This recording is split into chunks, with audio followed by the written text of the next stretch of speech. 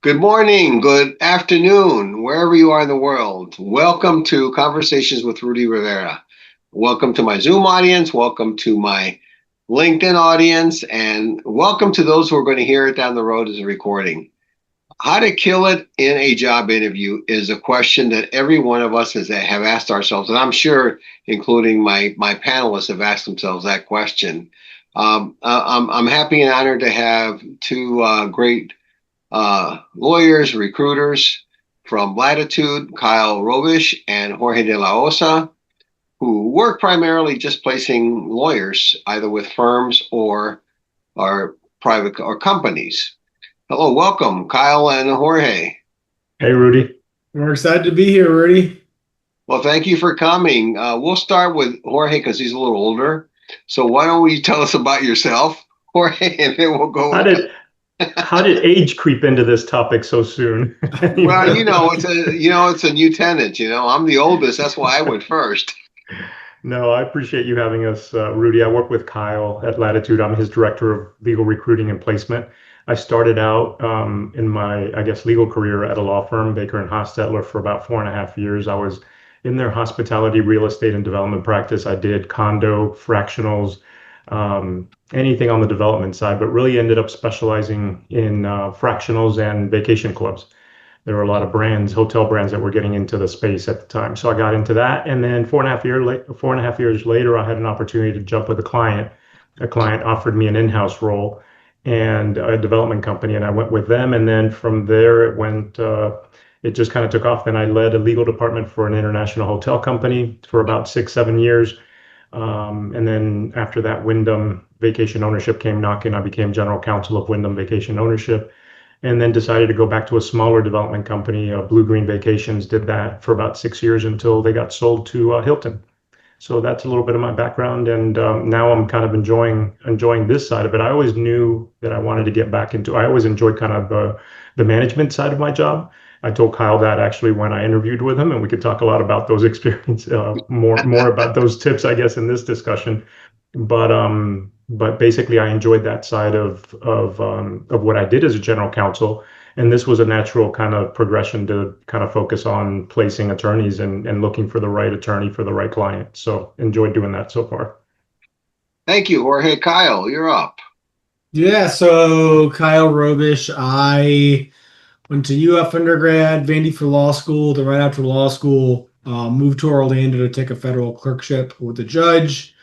Did that for 2 years, and then I moved to Venable in DC, and I was an environmental attorney there. So did litigation and regulatory work around infrastructure and natural resources projects. So mines, export terminals, high-speed rail, power plants, that kind of thing. And then after 4 years in DC at Venable, we moved to Tampa, my wife and I, because we were getting ready to have kids and we had some family and friends here. And there I lateral to Bradley, another large law firm where I was an associate, doing a mix of commercial litigation, healthcare litigation, and still a little bit of environmental litigation. Did that for about 4.5 years, went from associate to partner, and then about a year and a half ago, I left to found the Tampa office of Latitude. So I've been doing this for a year and a half, and as you mentioned, Rudy, most of our time is spent plugging folks into engagements and sometimes permanent stuff too with law firms and legal departments of all sizes. So, AmLaw 100 law firms to solo shops and Fortune 10 companies to single GC legal departments. As a result, that means we spend a lot of time talking to lawyers about jobs, jobs with us, jobs with our clients, jobs otherwise. And we spend a lot of time thinking about how to best present candidates for roles with clients. So I think this is a really interesting and timely and on point topic for us. Well, if you look at all the information that's out there on YouTube, there are thousands of experts out there that tell you what to do, and some actually conflict with each other. And in preparation for this, I looked through a lot of YouTube videos. I wouldn't see them all in its entirety, or I'd want to shoot myself, but I would catch bits and pieces. And what I noticed is no hard and fast rule, except for what you and I talked about earlier is, I think, be yourself in the interview. That's the first thing. A leopard may change the spots temporarily, but you can't change your spots permanently. So the person that's going to work there day to day is the person they need to know they're hiring. Wouldn't you agree with that? Yeah, I certainly 100%. would, and I know George would feel the same way. I have a great story about this because this is something I actually tell myself, or I end up telling a lot of lawyers looking for roles. Both when I was on the hiring committee at Venable in DC, and then I was a partner at Bradley Hiring, and then now. A lot of times people come to us and they've been told, scrub your personality from your resume and kind of scrub it from the room if you get to the interview. And I usually say the exact opposite, like be yourself right now, within reason. But if somebody has your resume and they pulled you for an interview, they already know your credentials are in front of them and they're interested in talking to you. You have to do something to cut through that pile of paper and make yourself a human being, because when people are talking about hiring you, they're asking themselves, is this somebody I want to work with? They can be good, but I'm going to be spending 8 to 12 hours a day with this person. Am I going to enjoy that? And so in my case, I remember during OCI in law school, when I was interviewing for my 2L summer associate jobs, I walked into the room for my Venable OCI, which is, of course, where I ended up being a summer associate and then spending 4 years. Um, and before I even sat in the chair, the hiring partner out of the New York office, not Ed Wilson, we were just talking about Ed Wilson, another Ed whose name is escaping me now, says, "So who are you drafting this year?" And I'm like, my brain is not set to answer whatever that question was. I was like, "I'm sorry, what?" And I just started panicking, like, what did I do? What did I say? Sit down. He's like, "Well, on your resume, you all have under interest fantasy football." So I'm really curious. It was August. We're around the corner from the football season. Who are you drafting? And I was like, "Oh." So then we went into this long conversation about, back then Megatron was the top receiver, but I wasn't sure about that. Maybe you draft a running back. So we spent 5 minutes talking about that, and then that obviously led into more questions, but it got me comfortable because I could lean into it and I could show my personality. And then, of course, it worked. I ended up getting an offer for a callback, which turned into an offer to be a summer associate, which turned into an offer to come in as an associate, right? But I think that sort of conversation, putting that color on their resume, taking that risk, and then showing that, like, hey, this is really me, paid off in some pretty big ways. Yeah, I still had to have the chops. I still had to have the good GPA and stuff, but I think it helped pull my personality to the top of the stack. Jorge, you Yeah. interface a lot with the lawyers looking for the job through Latitude. What's your view on that? So no, and I have, I agree with what both you and Kyle are saying. I'll add that the benefit, I tell people, the interview, it goes both ways. So you want to be yourself. So at the same time, you feel whether or not that employer relationship is going to work. Because if you're not yourself, or even if the employer is not themselves, and at the end of the day, you get into a situation where, yeah, you got the job, but you're miserable. And that's a no-win down the road for both parties.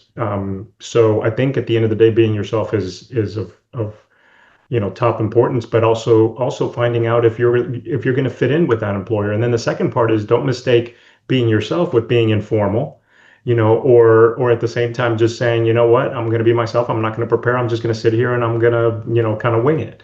So I think being prepared or being yourself cannot be mistaken by just being informal during the interview itself. I think there's a way you still have to kind of clean up, I think, your presentation, I think clean up and, your preparation and everything in going into that interview. So That's an interesting distinction, Jorge. Informal and being yourself.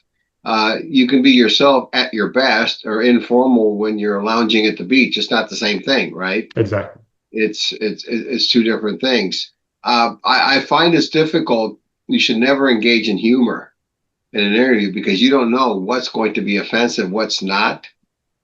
But I do think sometimes what's important is, rather than getting right into the thick of the interview, try to pick something that you can relate to the person who's interviewing. Oh, that's a picture of your family. It's a lovely family. Oh, your kid's in college now. Something as an initial icebreaker, I always find to be good. What's your thought on that? I would agree. I think Kyle's got a great, I mean, I think it's a great example, right? I think you don't necessarily lead with maybe something informal about sports, but if the interviewer comes out and asks you a question that they picked up from your resume, then it's fair game. Then go into the informal discussion or the personal discussion. But I don't know that I would start if I'm the interviewee. I don't know that I would start with that. Again, trying to be formal at the start of the interview. Yeah. But yeah, I mean, I think if there's a way to work it in, I think it's a good idea at some point, right? Again, by the time you've gotten the interview process, usually someone's looked at your resume and said, okay, we've gotten 1,000 applicants. You're one of 10 we want to talk to. So that means you're checking at least most of the boxes. The question then becomes, are you a good fit, right? And so if you can find a commonality point in a natural way, and that's important, right? If you're stretching or you're being awkward or you're making up things, it's a landmine. But if there's something in the room or someone's wearing a polo from a place you've been or whatever it might be, as long as you're not taking the conversation off topic and you do it naturally and authentically, it can be a really genuine way to make a connection with somebody. And for better or for worse, people want to hire people they want to work with, people they like being around. And I think that's the difference between just having the credentials and getting an interview and then having the credentials, being likable and getting the job. So I think Exactly. You touching need those kinds all of things are three. You important. need all those elements, right? You need Yep. because they got to know who they work with. So would you start saying thank you for this interview? I'm grateful for the interview. What would be a good intro opening when I'm going to interview with Jorge? He's looked at my resume. I know it's a very basic question. Do I say, hi, Mr. De La Osa, thank you for giving me this opportunity to interview. I look forward to answering any questions you may have for me. I'd Or say it's great to Jorge meet you. start? I'd say it's great to meet you, and I really appreciate your time. I think Yeah. obviously there's a time that they're taking because you're probably Mhm. speaking to a partner or you're speaking to the GC or somebody within the legal department, not just HR. So I think just saying thank you for your time, appreciate you taking it and us having this discussion. I think that's pretty much a great way to start. And it's something that's so simple, but many people do not do. Well, and I think too that it's a broader point. Obviously, you want to be gracious and grateful, but you also should do a little bit, I think, of mirroring the person, right? So, and again, not inauthentically. Don't turn yourself into someone you're not. But like when I sit down, I'm going to usually say, "It's great to meet you. Thank you for your time." Um, but then I might pause for a second because they're probably going to ask me a question, but maybe not. At which point, I'm going to come up with something to say to start the conversation, right? And then you start to figure out through the interview, you're feeling out. Okay, this person is really high energy. High energy. As long as I can kind of match that in an authentic way, let's pick it up. Or if that person for me, right? If they think very slowly or they are very careful with their words and pause. For in my case, I'm the opposite. I go very fast, and so I have to force myself to slow down.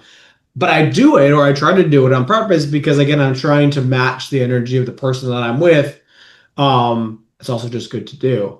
But again, my point being, you're the interviewee. You want to come to the table as the interviewer sets it, and do the best job of sort of making it feel like a comfortable conversation for everybody, especially the interviewer.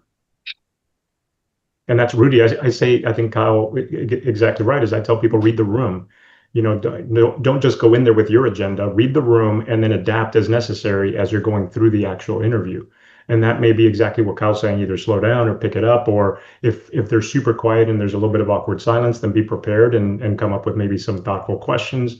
So I think you definitely have to kind of read it. If there's four people in the room, then you also have to be mindful that everybody's going to have a chance to talk. So make your answers a little bit shorter or more concise, to the point. Don't just sit there and then take the entire, 15 minutes to answer one question. So I think read the room and it's important to kind of figure out what ultimately you need to do to make it a successful interview. You know what's funny is one of my attendees here is somebody that I interviewed, and he happens to be a black belt in karate. And the talk we did was how being a black belt in karate helps me with my business. And I've done judo for 50 plus years, and when I teach my judo people, my students, I say read the person, read everything around you, because you got 5 minutes to make an assessment of somebody you're going to spar with, and you need to do it right away, right? So it's the same principle. You walk into the interview, you look at who's there. Sometimes it's one person, sometimes it's several people. Read the atmosphere, get a sense for it. Look up the people on LinkedIn the best you can if you know ahead of time who's going to interview you. Get to know as much as you can about them. 30 years ago, you couldn't find out much other than what friends tell you. But now, almost anybody has a digital footprint. And so it's important to go into that interview, not just finding information about the company, but finding information about the person who's going to, interview you. So you mentioned already that like we started with be yourself, right? I think Yeah, my other takeaway is what you just mentioned, like universal truth. I don't care whether it's a lawyer job or an engineering job, or you're going to interview at Einstein Brothers Bagels to sling bagels like I did in high school. yeah. Be prepared, right? I think is the other truism. So take the time to learn not just about the company, but about the interviewer. Have some questions ready at the end of the interview once they're done with you that you can ask about the company. Obviously, not just throwaway questions, but information you generally want to know. Information about the company, information about that person, and if it's a law firm, their practice, if they're in house, the work they do, the things that they deal with, the things they need the most help with. Mhm. Because I think it does two things. One, it shows your interest in them and the company. And two, I think it can, show them that really want the job, right? You didn't just apply to 1,000 jobs and get 10 interviews and then whatever. This is a job you actually care about, you've invested time in, and you're serious about having the shot to get it. So, preparation kind of shows all the way through the interview, including at the very end when someone says, as they invariably do you have any questions for me?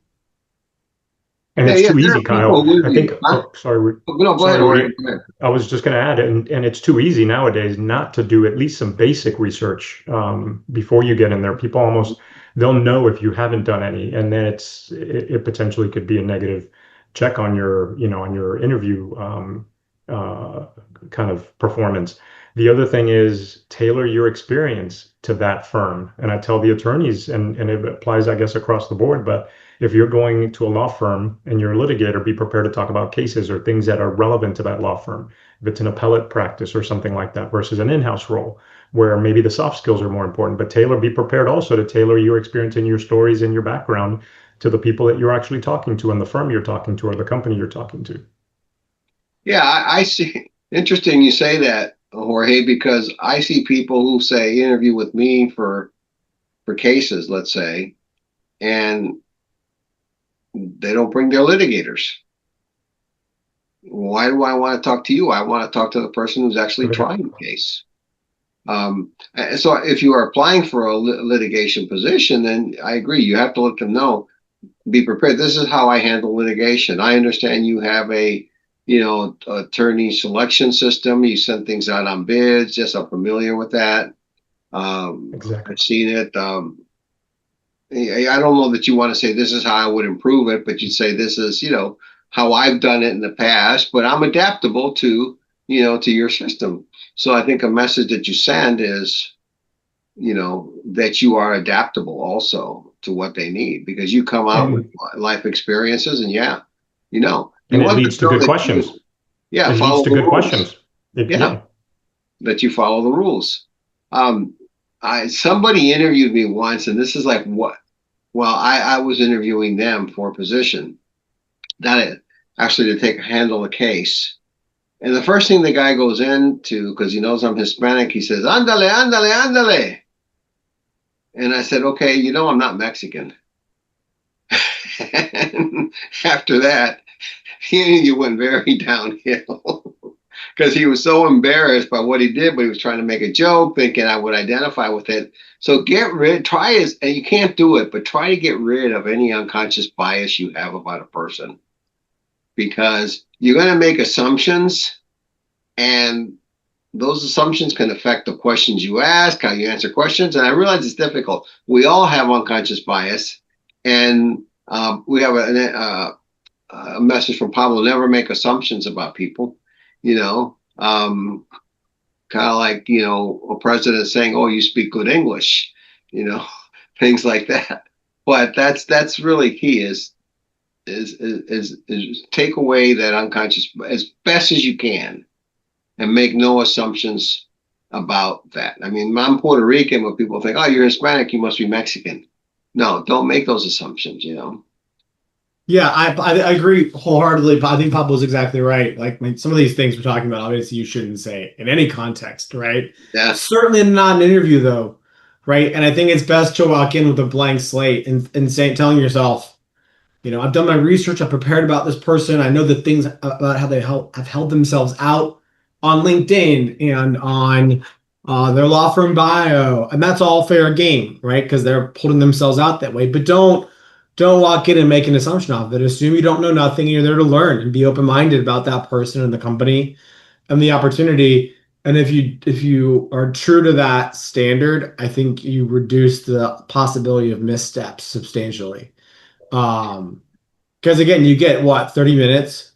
I mean, that's it. That is that's your only opportunity to show this interviewer in the company who you are. And you can't go back and you can't erase it, you can't rewind it, you can't change it. So you've got to make the most out of those 30 minutes. And that also means if you misstep and burn 2 or 3 of those minutes on something that is a faux pas, you probably aren't coming back from it. Well, Yeah, a you said. complaint that go ahead, or yeah, a No, I was complaint. going to say. Go Yeah. ahead. Go No, I was ahead. going to say that the issue there is a little bit of, again, listen, right? Don't assume and don't run into, don't impose your agenda on the interview. Let the interviewer kind of carry the interview, and that means basically respond, right? React. Don't necessarily push it or lead, or I guess when it's your turn to ask questions, you can do that. But at the end of the day, listen and then respond. You don't have to go beyond that initially. And sometimes when you try to push too hard is when you get into these issues where you all of a sudden say something that you hadn't thought out, and next thing you know, it just doesn't land right. Well, there's a song for lyrics from Mike and the Mechanics, The Living Years. You can listen as well as you can hear. Listening and hearing are not the same thing, but listen carefully to the questions and don't go off on a tangent and start explaining stuff. So, do you find that people tend to just want to give you a dissertation? Like if you say hello or say it's a nice day, they want to give you the history of the sky. I think people sometimes feel that if they keep talking, they're going to impress you even more. To me, that kind of just turns me off because they're talking and talking and talking. If you can't sort the relevant information and make it concise, and that says something about your skill too. Agreed. And when I talk to candidates, Rudy, it's a good point because I talk to candidates and do pre-screens, and it's interesting because obviously I get all kinds of styles. Some will actually answer an answer, in 2 minutes or less and just go straight to the point, and some will talk, they'll have a 10-minute answer for a question. And that's exactly, if it's relevant and you've got a long history and a lot of experience, maybe that's okay. But if you go ramble on and you're touching different tangents that aren't responsive, then that does kind of speak to your skills or maybe potentially to your personality. It sends out a red flag also that you don't really know what you're talking about. Yeah, And that's exactly right. there's something it's been attributed to Mark Twain, but is I didn't have time to write a short letter. I didn't have time to be short. I in my past life loved legal writing. That was the thing I think I was the best at in the skill sets of lawyering that I practiced in.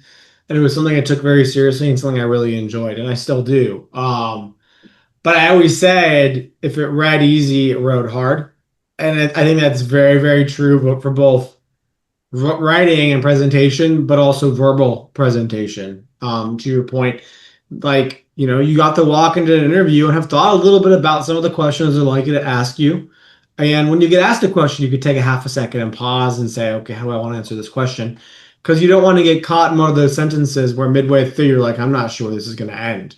Right? Because again, you're getting 30 minutes, you're getting the answer to maybe 5 to 10 questions to prove to them they should hire you. And if they ask you a question, they want an answer. They're trying to get information from you about something, and you're showing them, hey, this is how I work. I work by giving you the thing you need. That does not mean mechanically you have to do it without personality, without purpose, but it does mean you have to answer the question, right? In a way that's decipherable. And people do sometimes struggle with that. Yeah, I can tell you that I get frustrated when lawyers I retain, just beat around the bush. They just beat around the bush. I lose my patience. And I tend to be a patient person, but I can be more direct. And I can say, okay, you need to answer my question. Stop. Please answer my question. That's not what I'm asking you.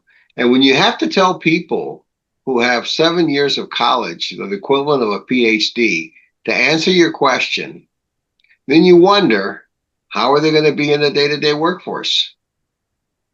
But to your point, Rudy, they're not, it's a flag because they, in that particular case, they don't know the answer, right? You don't beat around the bush unless if you know what the specific answer is to the question. So, it's kind of a flag sometimes when somebody beats around the bush and the person on the other side is going to pick it up pretty quick. And it's okay to say, I don't know. I don't have an answer, because that also shows honesty.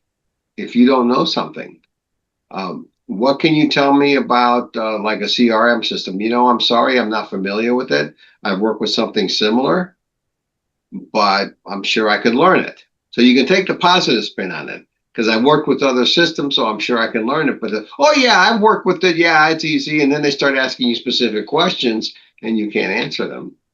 See, the risk with BSing is that you may get asked specific questions afterwards that you can't answer. Then you look like a complete idiot. Yeah, I wholeheartedly agree. I think my favorite answers, honestly, when I'm interviewing or even when I was practicing and I was going to an associate as a partner for something, would be if somebody didn't know the answer, hey, I'm not sure in the context of practice, but I'll find out. Or, and even better, hey, I'm not sure. But here's what I kind of think. I don't know for sure. I'm not an expert in the subject, but like my gut kind of tells me this. My experience kind of tells me this. But you qualified it, right? You're saying, hey, I'm not holding myself as an expert. I'm coming right out and telling you that. But I'm still going to give you some thoughts to best answer your question as I best can. The CRM example is a little different, right? Because you either know it or you don't. But like, hey, what would you do in this scenario? Or what do you think happened here? Well, I don't know, but like kind of looking at it, here's my analysis, here's my thought. Because that's really what the interviewer wants. They want to hear you work through a problem, work through an issue, see how you react to the world. And Well, so, yeah, it gives them your thinking ability, your exactly. ability. We have a question. Could you share with us 5 main qualities you value in candidates you interview? George, you spend all day talking to folks. I'm curious to hear how you answer this question. I'm sure So you I, I don't know if I have a number, but I think, well, and we're on the topic, but communication skills, right? The ability to communicate their experiences, I think is important. Um, in terms of background, obviously having had, and I look at this and I basically pull this and I can look at a resume obviously before I get on a call with a candidate. But the resume says a lot about the person. And I'm not talking format, I'm not talking about style or prettiness. I'm talking about the way everything is written within it's if it says a lot and it's really descriptive, right. then I think that says a lot about the candidate itself. And that's somebody who's going to be able to sell themselves to an employer or a client of ours. Um, I think soft skills are important. So I usually begin all my interviews or at least my pre-screens relatively informally. And I just, we'll just, how you doing? Thank you for making the time. A little bit like what we talked about at the beginning of an interview. And then I'll try to put them at ease real quick by just saying, hey, this is who we are. And then I turn it over and I say, look, I'll let you go into your thing. But I basically make it very conversational. And then you get to see a little bit of the soft skills and you get to see the people that can transition between roles, that can answer the questions easily, people that have, or will immediately bring up something personal, kind of just easy. Some of it flows easy. Some of it, for some people, it's really, really painful. Or some people you have to draw it out because they're true introverts in a sense, and that's not an issue. But you got to know, again, you've got to be somewhat prepared with being able to be social in unfortunately in an interview situation if you are a true introvert. So soft skills are important to try to learn a little bit about teamwork and all that. How many is that? Three, I think. Yeah. Also, and I don't do a lot of, I do some Zoom. I don't do all the Zooms on pre-screens just because I don't want to add the technology element. But when I do the Zooms, I look at obviously the environment. Are they professional? did not necessarily get dressed up, but are they cleaned up? What's their background? Do they think about those things? Because even it's not that I'm expecting it, but I know that when they get into the interview scenario, it's gonna be important for the client or for us to make sure we present them in as professional a manner as possible. Um, and then the last one is, in a sense, it's and it may be tied to soft skills, but it's friendliness. The ability to have a good conversation, which translates into a good vibe. Is the person BSing? Is the person being kind of what we've talked about? Are they not being responsive? Do they know how to answer just even the social questions right? Just the social skills. And at the end, are they friendly enough? Are they likable? All that becomes important towards the end. And these are all skills. I think all five of those are skills that even if they're not natural to a candidate or an interviewee, I think are skills that you can work out and get really, really good at. They're learnable skills. They really are. It's not something that you're training for an Olympic on, but you're something that you can learn with just practice. I dress up for an interview. If I have an important meeting, I'll always, at the very least, wear a sports coat and a dress shirt. Sometimes I'll wear my bow tie. I generally don't wear one of my fedoras or Stetsons on a Zoom call because the hat takes away from, you're zooming in and out. But I think dress up like you're going in person to the interview. You And may mind be, your Yeah. background. And watch your background. Some people don't think about it, but if you're not used to being on Zoom, you should by now have some sort of formal background, or at least a room where there's a formal background behind you. You know, not a messy bed in the back because you're interviewing from or Not a make sure messy you bed. don't. It shouldn't be the bar. You shouldn't be in the bar. Have a whole bar with liquor stashed behind you. Yeah, A painting that may be very personal to you, but is racy or not appropriate for an interview. Um, yeah, and also if you've got young kids, try to do the interview when they're napping so they're not running in and out. Because yeah. I've seen that happen in just conversations I've had, not necessarily interviews. The communication factor you mentioned to me is extremely important. I've been a Toastmaster for a while. As you guys know, I do a lot of presentations. I'm a big believer, and it's not often how you say something. It's not often what you say, but how you say it. In other words, not the knowledge you have, but how you communicate that knowledge. And you see people who are really brilliant can't communicate it. One of my pet peeves is somebody who uses crutches all the time. Well, hey Kyle, I really want to work with Latitude because and you get distracted, and then what you start doing is counting all the ums and ahs and the so's, and you really don't know what the guy's saying, and then I imagine you can't wait for the interview to be over with, and I see Yeah. that a lot. I tell people, Rudy, it's okay to have pauses and breaks. I know in your brain, 10 seconds or 5 seconds feels like 10 minutes, but to the interviewer, it's not. See, I just did it. But so instead of saying, I've just sort of trained myself. I do this a lot during depositions to try to just pause, break, collect my thought. Doing that not only removes the or the ah, but it also gives you a second to pause and sort of collect your thoughts and move forward, which, is an important thing to do in an interview because again, you're getting one shot at this usually and you want to nail it. And I think it's important, Rudy, to acknowledge, look, it is a stressful situation, right? Nerves play into an interview, whether it doesn't matter if it's Zoom or in person. Obviously, in person could be even more nerve-wracking, just the whole entire walking in and the unfamiliarity of being in a different room and location.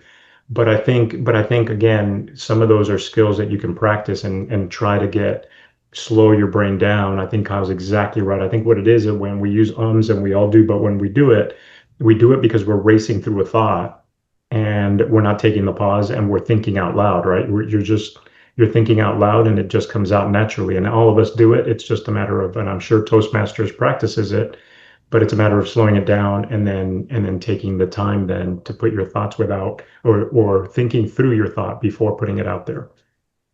Yeah, that's exactly out of the Toastmasters handbook. Take the pause when you're ha ha like that. It's really distracting and it doesn't instill confidence. in a person. If you got to make a presentation to the board and you're hum ha and so all the time, it just don't sound right. I did an interview on jazz drumming and the art of persuasion. It was something for the ACC annual meeting during the pandemic, and there was something I got from it that said, if I tell you box of movie theater popcorn has 35 grams of saturated fat, that tells you nothing. But if I tell you it has more saturated fat than a bacon and egg breakfast, a McDonald's meal, and a steak dinner, then that registers. So when you're talking to the interviewer, use language that can create pictures too. Not everything has to be a metaphor, but be precise in the language you're going to use.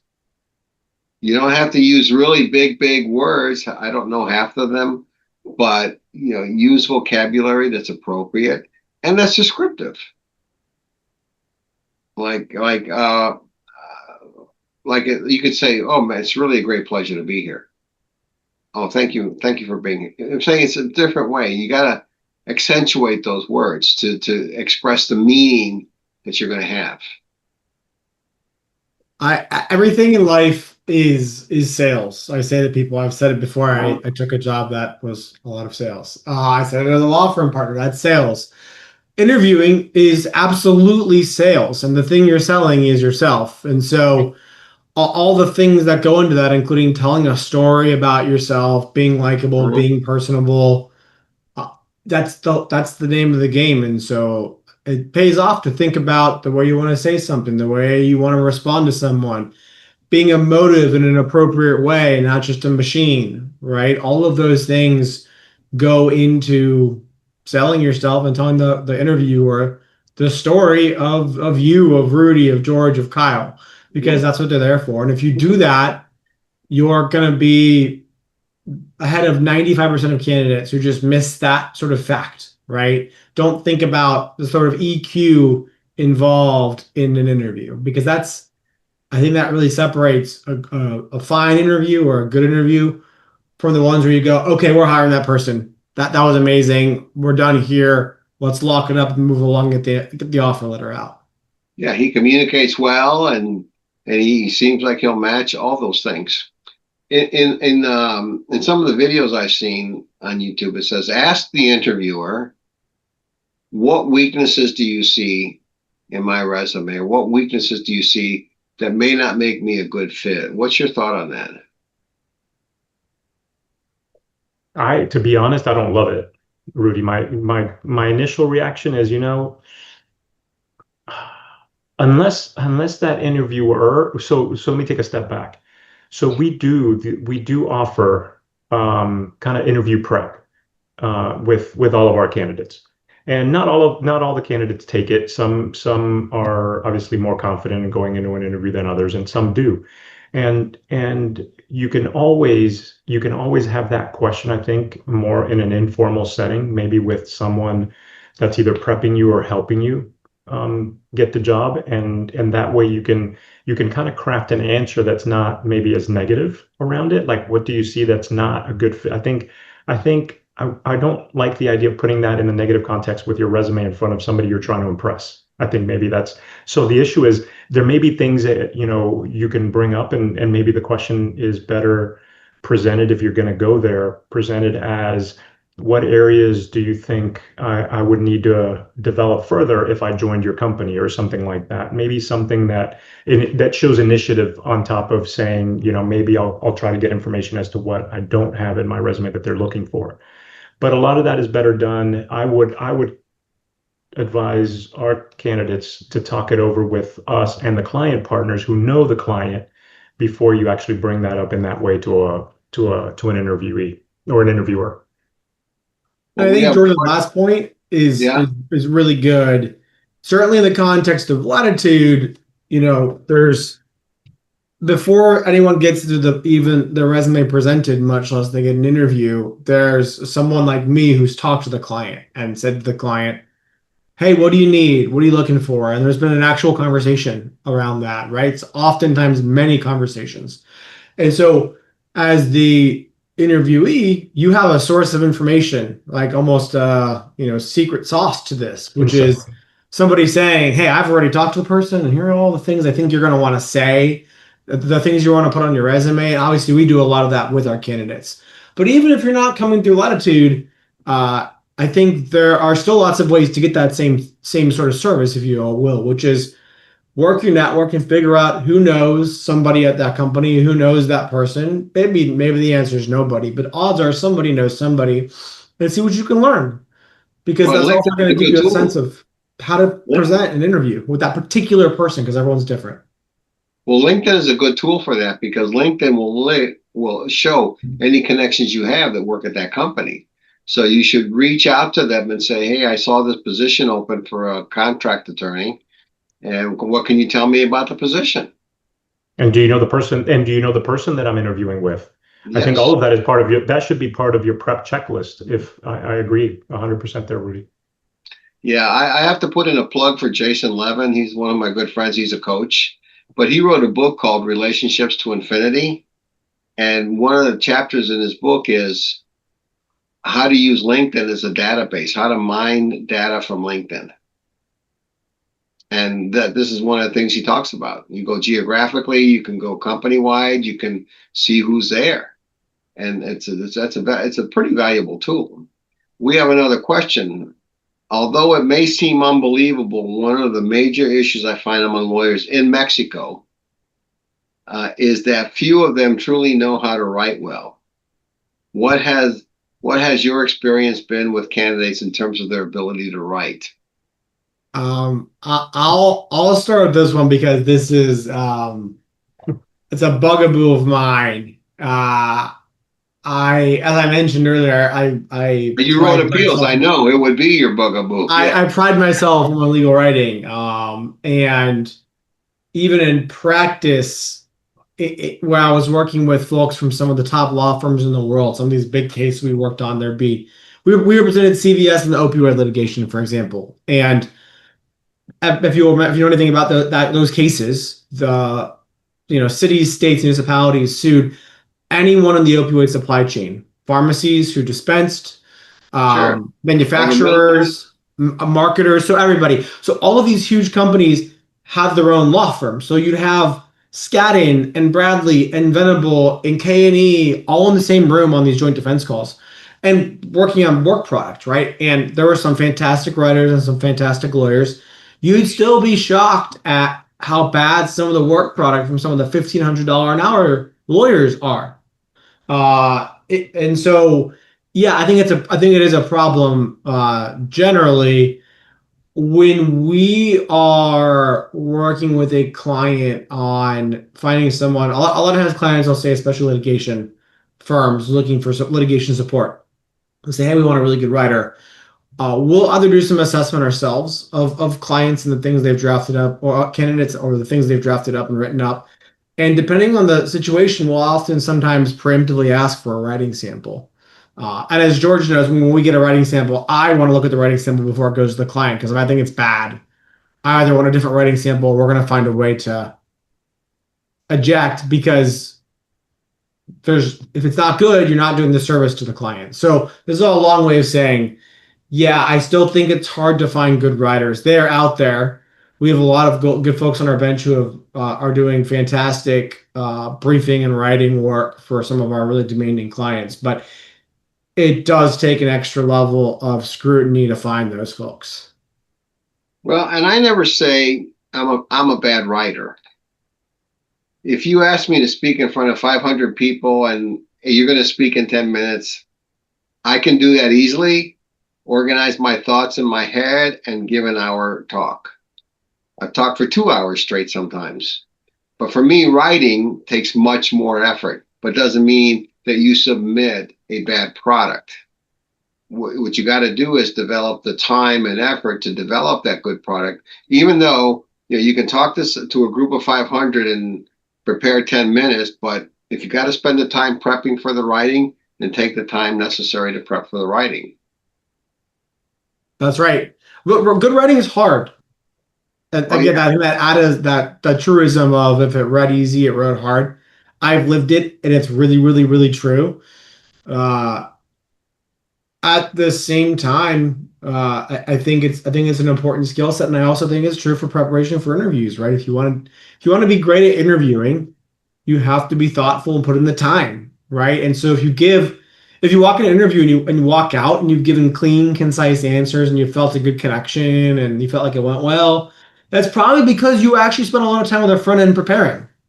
Versus you don't do that and it's going to feel like a bit of a disaster. So to present well, you have to put the time in on the front end. Well, there's no such thing as a good writer. There's a good rewriter. That's 100% true, especially when it comes to your own writing. I Exactly. was mostly rewriting and editing. Jorge, the question for you is, what makes a good resume? There are so many people out there who will charge you $1,000 to rewrite your resume.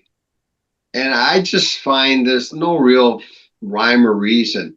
And you have maybe one page or two at the most to put your life there.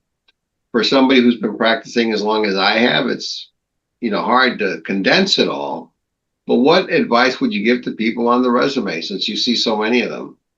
Well, and I'm going to try to dovetail Pablo's question here on AI along with it. He's got a separate question on the back end, but it's Yeah. really interesting because nowadays, yeah, ChatGPT. So that's exactly why I'm going to tie it. Is it's interesting. Some people get really worked up about the format of the actual resume, and I think what's important, and certainly there's a million tools out there now, Rudy, with AI and all kinds of platforms on you can Google, write my resume, and there's a bunch of different tools that'll come up.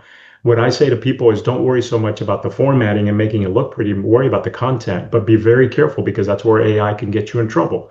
So if the content that it spits back out at you is all flowery, somebody's going to know you didn't write that resume, and then it's going to call into question the veracity of the actual, experience. It's going to cause an issue in my head to say, this stuff is almost written too perfect, or it's got way too many, flowery adjectives or whatever it is. And I'm going to say that is this really representative of the person's experience?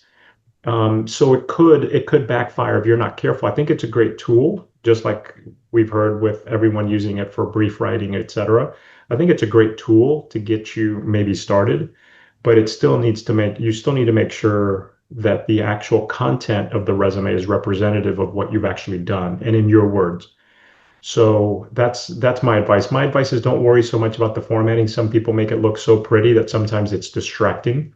I think the plainer the better in many ways. And what you really want to focus on is the content in the actual resume. Now, I will say, and I remember even having this in mind, there's a lot of people that put skills and a bunch of bullet point, one word. I never look at those. Just from an experience standpoint, I go straight into the content under each of the roles that they have listed on the resume.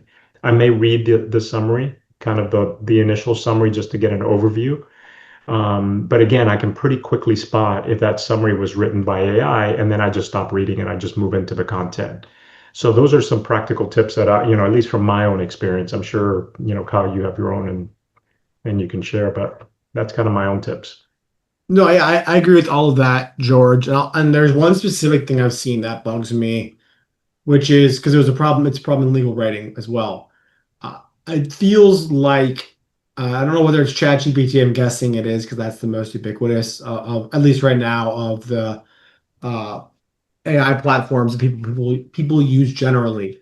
But I've noticed a lot of times it spits out resumes and descriptions that tell instead of show. So, for example, very experienced, phenomenal general counsel with so much experience instead of uh, 10 This is years what of I did. experience as the general counsel at a publicly traded Fortune 500 pharmaceutical company.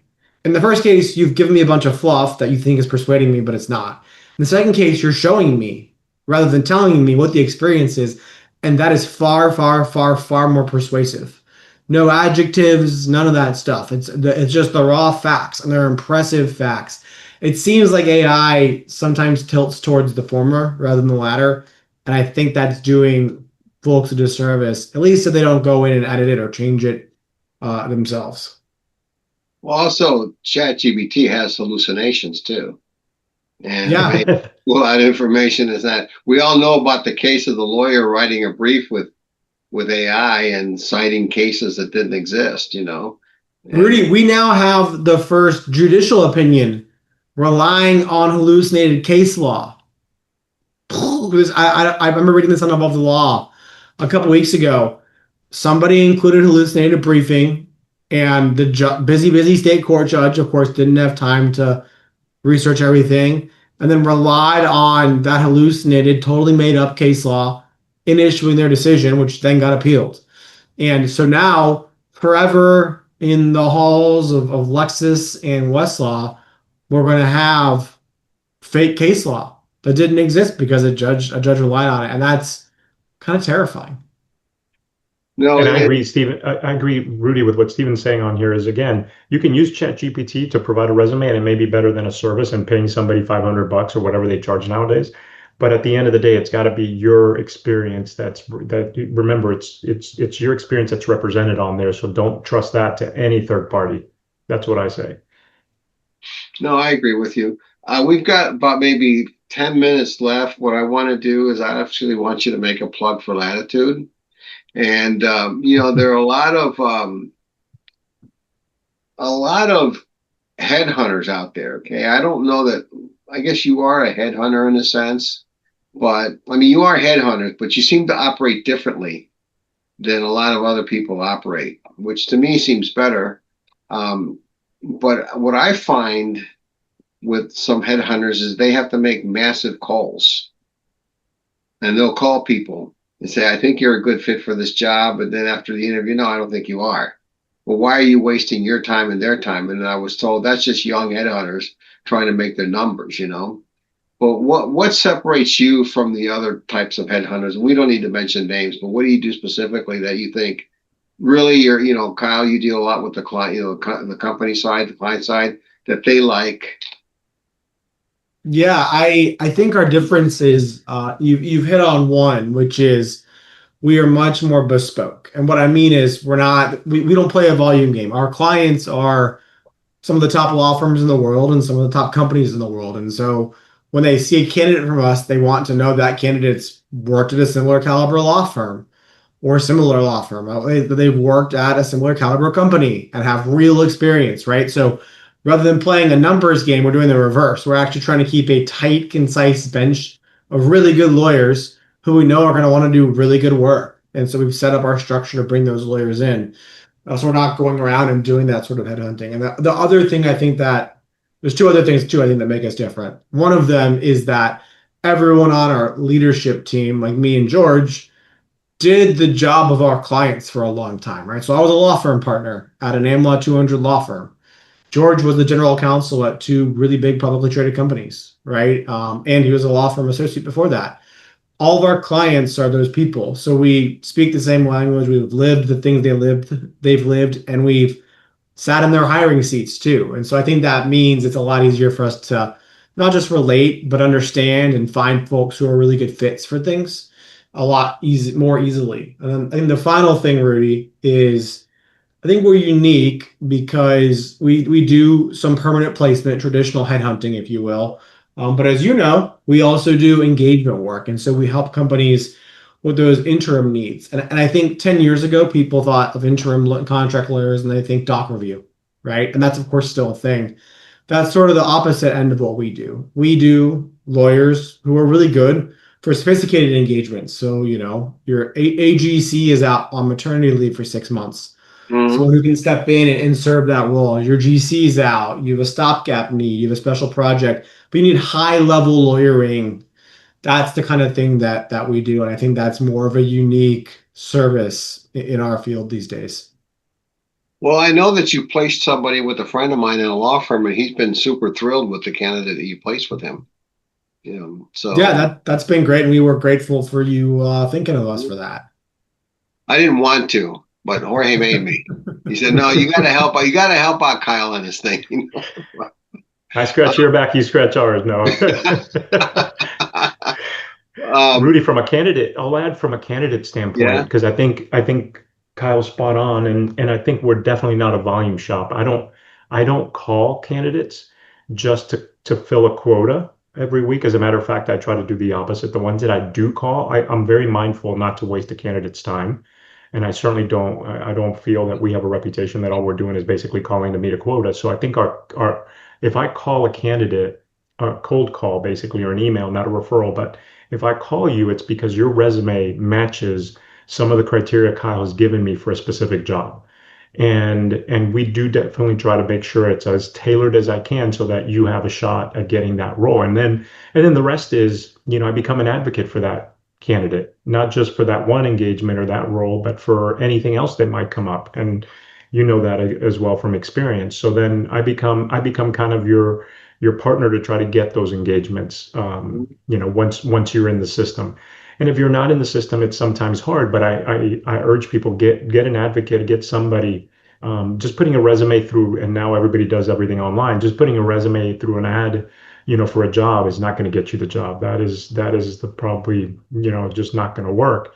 But if you have somebody that can help, whether again LinkedIn or anybody else or an advocate like what I do, on the inside that can help put your resume in front of a potential client, then I think it's a worthwhile endeavor. I know one of your pet peeves, George, is don't call me every week. You got something for me? Because the moment you have something, you will call them and say, I have something for you. I'm very transparent, and I'll be the first to tell you, Rudy. Rudy, I will tell you when I have something for you. You can check in with me, but yeah, you can check in with me every single day.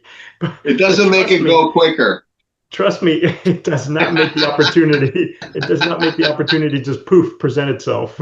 Well, that's the nice part about the system, as George described. We are just as incentivized to get you working on something that's a great fit as you are, because that's how we are successful, right? That's how you make money. That's exactly right. And so we're going to bend over backwards every day to find that thing.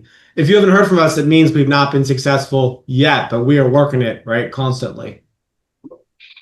Do you ever tell somebody we're scratching you off our list, because you're a pain in the butt, No, if that happens, Rudy, and it happens, but if it happens, it's not because of anything. We do the opposite. We try to make sure that every single engagement is a success, because we want to look good. We want the candidate to look good. We want to be good for the client. So, but it sometimes it happens, and it's not necessarily something we control. But if you do, if something really, really bad happens, we will say we'll scratch you off and not use you again. but it's extremely rare. I mean, it's got to be something obviously that really blows up on everybody's face. Well, I think it's, there's no hard and fast rule on any of this stuff. It's really the right fit at the right time, right credentials. I would just end with one word, and that is humility. It's important that you go into someplace not really arrogant, but that you're humble. And being confident doesn't mean you're being humble. You can be confident, but be humble. You're not the smartest guy in the world. You're not the savior of the company. You're there to say, this is what I'd like to work for you. This is what I can do for you. And I think we'd be a good fit, but not, well, you need somebody like me because, I'm just the best there is. Now, law firms have a tendency to do that. Lawyers say, without me, you're not going to win the case. Especially lawyers in Mexico, they'll tell you, oh, no, they're the only ones who can win the case. But I think that's the humility is a big factor, confidence and humility. So with that, our time is up. I want to thank you, George, and Kyle, Jorge and Kyle for doing this. I think it's going to be very valuable to my listeners. I am sure we'll get follow-up questions. So to everyone on LinkedIn, thank you for attending. Feel free to reach out to Kyle and George, Jorge on LinkedIn. They're very responsive. I can speak to that. Thank you to my Zoom audience for attending, and we will see everyone at the next conversation. By the way, which will be the new reform in Mexico on the attorney-client privilege. Thank you, everybody.